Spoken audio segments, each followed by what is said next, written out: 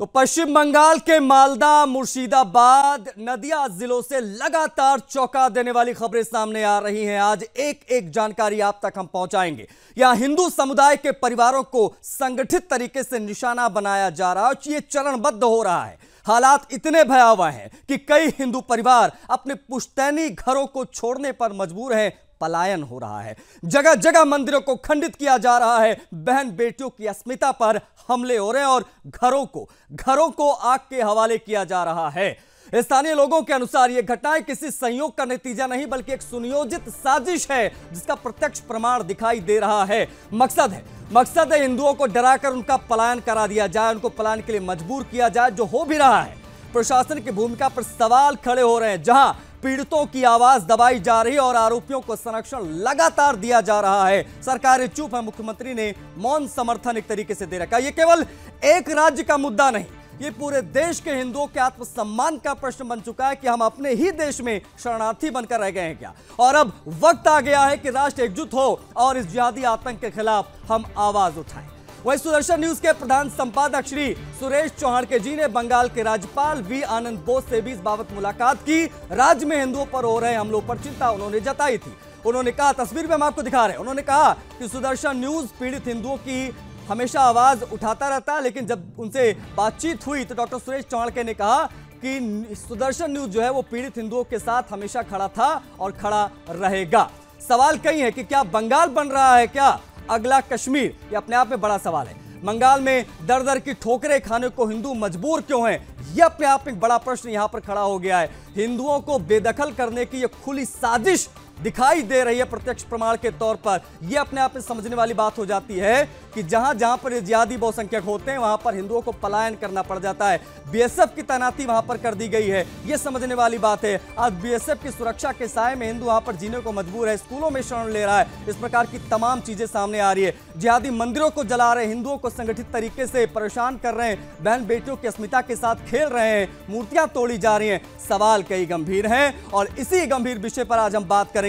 हिंदुओं को पश्चिम बंगाल से बेदखल करने की बात क्यों हो रही है? आपने देखा किस प्रकार से बिंदास बोल में कल ये बात उठाई गई, कहा गया कि क्या बंगाल को ग्रेटर बांग्लादेश बनाने की कोशिश हो रही है क्या? क्योंकि इसकी तमाम जो एग्जाम्पल्स है, तमाम उदाहरण है, वो धरातल पर दिखाई दे रहे हैं और यह चिंताजनक स्थिति दिन पे दिन बनती जा रही है।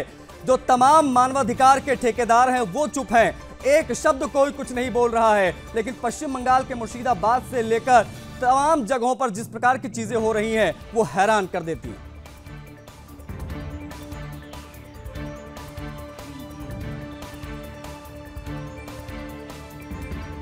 जिहादियों ने मंदिर जलाए, मूर्तियां तोड़ी, क्या स्थिति है उसके बारे में हम लगातार बात कर रहे हैं और बेहतर चर्चा के लिए हमारे साथ विकास जुड़ गए हैं। विकास सक्सेना न्यूज रूम से लाइव, उनसे हम बातचीत करेंगे। विकास, मुर्शिदाबाद की जमीन पर जब मंदिर जल रहे थे तो प्रशासन क्या कर रहा था, मुख्यमंत्री क्या कर रही थी, सरकार कहां सोई थी, स्थिति क्या है वो भी बता दीजिए। बिल्कुल आशीष, देखिए कल परसों की जो स्थितियां हुई हैं बीते 2-3 दिन में पश्चिम बंगाल में, उसे देखकर एक शेर याद आता है कि ये मत पूछ के दर्द की शिद्दत क्या थी, हमने इन काली रातों में हर मंजर को जलते देखा है। जिस तरह से ये घर जलाए जा रहे हैं, गाड़ियां तोड़ी जा रही हैं, हिंदू अपना सामान उठाकर पलायन कर रहे हैं, ये सिर्फ बात वहाँ के हिंदुओं की नहीं, उन करोड़ों अस्मिताओं की है जिन्होंने लाखों वर्षों तक, हजारों सालों तक वहाँ पर वो रहे हैं, जिनके पुरखे रहे हैं, जिनके पूर्वज रहे हैं।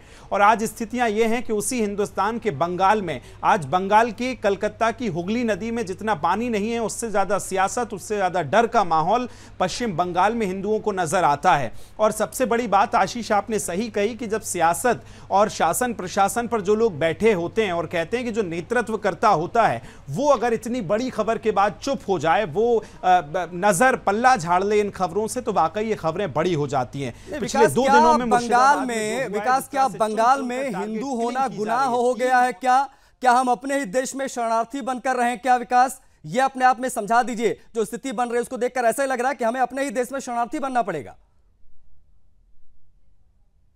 जो बयान सामने आ रहे थे कि ना कोई सुनने वाला था, ना कोई सुनाने वाला, ना किसी से दरकार लगा सकते थे, अब वही स्थिति पश्चिम बंगाल में नजर आ रही थी।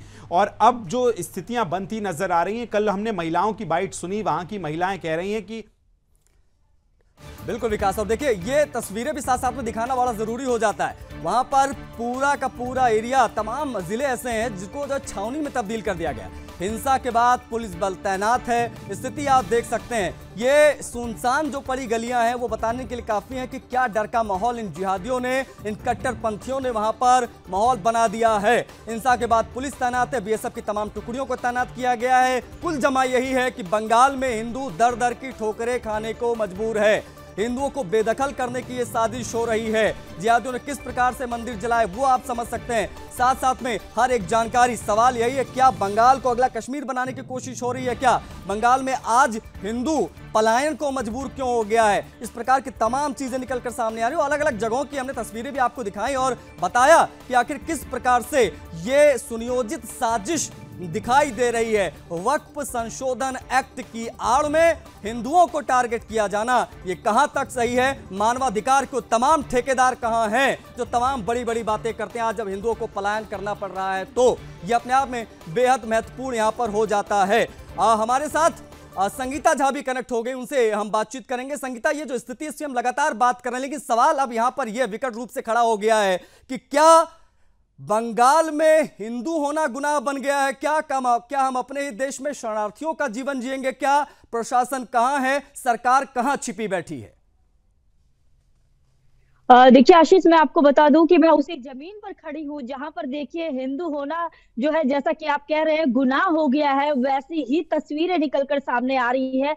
वक्फ संशोधन कानून की आड़ में जिस तरह से खुलेआम कट्टरपंथियों ने हिंदुओं पर हमला किया, वो देखिए, वो देख कर जो है बिल्कुल ही बहुत ही जो है स्थिति जो है यहाँ पर बहुत ही खराब होती हुई नजर आ रही है। यहाँ की जो स्थिति है उसके मुताबिक यही देखा जा रहा है। यही लोग यहाँ पर बयान कर रहे हैं कि उन्हें कहा गया कि भाग जाओ नहीं तो जला देंगे। ये वो शब्द है जो एक देखिए बुजुर्ग महिला ने भी बताया कि किस तरह से घरों में तोड़फोड़ की गई। उन्हें आंसू थे उनकी आंखों में। उन्होंने कहा कि सारे सामान लूट लिए गए, सारे सामानों को अस्त व्यस्त कर दिया गया, तोड़फोड़ की गई, आगजनी की गई, पीटा गया लोगों को। तो देखिए मंदिरों में जैसे जिस तरह से जो है मंदिर सारे बंद पड़े हुए हैं, तोड़ दिए गए हैं। इन कट्टरपंथियों को हिम्मत कौन दे रहा है? संगीता, आप चूंकि वहां की हर एक चीज जानती हैं और करीब से हर चीज को देखती हैं, जरा बताइए कि इन कट्टरपंथियों को, इन जिहादियों को हिम्मत दे कौन रहा है? क्या सरकार इनके साथ खड़ी है? क्या ऐसा कुछ दिखाई दे रहा पश्चिम बंगाल में वहां की सरकार? देखिए जिस तरह से टीएमसी के कई नेताओं के बयान आए थे और जिसके बाद टीएमसी के नेताओं ने यह कहा था कि जो वक्फ की संपत्ति है उसे किसी को हाथ लगाने नहीं देंगे। ऐसा ही बयान देखिए टीएमसी के नेताओं के आए थे। पश्चिम बंगाल के मुख्यमंत्री ममता बनर्जी ने खुद कहा था कि वक्फ कानून संशोधन बिल पश्चिम बंगाल में नहीं लागू होगा और वक्फ, हम मुस्लिम भाइयों के साथ खड़े हैं। तो लेकिन ये वक्फ संशोधन कानून की आड़ में जो ये दंगा भड़की है, इसको लेकर जो सवाल खड़े उठ रहे हैं कि आखिर इस जो, जैसा कि आप कह भी रहे हैं कि आखिर इसे श्रेय कैसे मिल रहा है। तो देखिए ये जो बयानबाजी जो निकलकर सामने आती है, जैसा कि मैं आपको बताऊं कि मंत्री सिद्दुकुल्ला चौधरी ने भी देखिए धमकी दी थी, खुलेआम धमकी दी थी कि आज हम कोलकाता की सड़कों पर उतरे हैं। जुमे की नमाज के बाद, ईद के बाद वो लोग सड़कों पर उतरे थे और उसके बाद ही बयान सामने आए थे मंत्री के कि ये जो है अभी फिलहाल प्रदर्शन आप देख रहे हैं, कोलकाता में देख रहे हैं, ये जगह जगह देखने को मिलेगी और विकराल रूप लेगा। और विकराल रूप का ही आज नतीजा है जो कि आज पश्चिम बंगाल के मुर्शिदाबाद में जगह जगह हम देख रहे हैं। लोग घरों से भाग रहे हैं, अपने ही राज्य में हिंदू शरणार्थी बन गए हैं। ममता बनर्जी के राज्य में जो है हिंदू शरणार्थी बने हुए हैं। और देखिए इसके बाद सवाल ये है संगीता कि ये वक्फ कानून हिंदुओं के लिए तलवार क्यों बन गया? भाई उनकी क्या गलती है?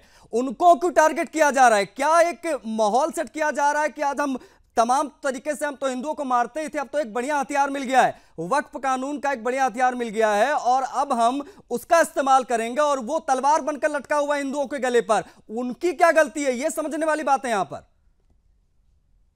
देखिए आशीष, साफ शब्दों में यही है कि एक प्लांटेशन था, पूरी तरह से सोची समझी ये चीजें हुई हैं। क्योंकि देखिए सीए और एनआरसी के दौरान भी, जब सीए और एनआरसी को लेकर इम्प्लीमेंटेशन की जब बात हुई थी, उस दौरान भी पश्चिम बंगाल में हमने दंगा देखा था, किस तरह से ट्रेनों में पत्थरबाजी हुई थी। आप किसी भी हिंदू त्योहार को लेकर देख लीजिए, जब मंदिर जलकर राख हो जाए, मस्जिदें महफूज हो, तो ये तुष्टीकरण है या सेकुलरिज्म है, ये इसकी परिभाषा जो है वो बहुत स्पष्ट हो जानी चाहिए लोगों के लिए, और समझना बहुत जरूरी है हिंदुस्तान के हर हिंदू को कि पश्चिम बंगाल को किस प्रकार से अगला कश्मीर बनाने के प्रयास हो रहे हैं। न्यूज़रूम से विकास लगातार बने हुए हैं। विकास, क्या वो समय अब आ गया है जिस प्रकार की लगातार चरणबद्ध इस प्रकार की घटनाएं हो रही हैं कि पश्चिम बंगाल में भी आफ्स्पा कानून लगाया जाए, सुरक्षा बलों को विशेष अधिकार दिए जाएं, जैसे हम नॉर्थ ईस्ट में देखते हैं, जैसे हम कश्मीर के कुछ हिस्सों में देखते हैं?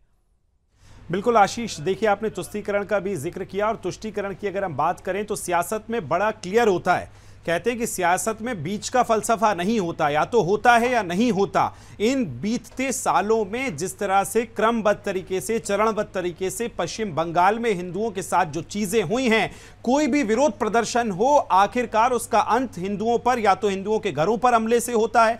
कोई भी विरोध प्रदर्शन रहा हो, सीए हो, 3 तलाक हो, और उसके बाद अब ये जो वक्फ के नाम पर जो कब्जा बोर्ड था उसके नाम पर ये जो प्रदर्शन किया जा रहा है, उसका अंत हिंदुओं पे हमले के साथ होता है। और आज हिसार प्रधानमंत्री नरेंद्र मोदी पहुंचे हरियाणा में, उन्होंने कांग्रेस पर सीधा निशाना साधा और उन्होंने कहा कि 2013 का जो संशोधन था वो केवल और केवल तुष्टीकरण के लिए था। जान करके हिंदुओं के जो हिंदुओं को परेशान करने वाली बातें, उस तरह के संशोधन 2013 में किए गए थे। और अब वक्त है, देखिए आशीष, अब वो वक्त आ चुका है कि जब स्टैंड लेना पड़ेगा। आप सोचिए, उस राज्य में जो शांति का दूत बंगाल कभी कहा जाता था, उस राज्य में यदि पश्चिम बंगाल, अब वो पश्चिम बंगाल रहा नहीं, यहां पर तुष्टीकरण स्पष्ट रूप से दिखाई दे रहा है। और समझने वाली बात हो जाती है कि अब समय आ गया है कि विशेष अधिकार सुरक्षा बलों को दिए जाएं, और ये चीजें जो है वो धरातल पर जब उतरेंगी तभी इन जिहादियों पर नकेल कसी जाएगी। बहुत शुक्रिया विकास, जुड़ने के लिए, तमाम बातचीत के लिए। संगीता, आपका भी बहुत शुक्रिया जुड़ने के लिए, तमाम बातचीत के लिए। लेकिन जो स्थिति है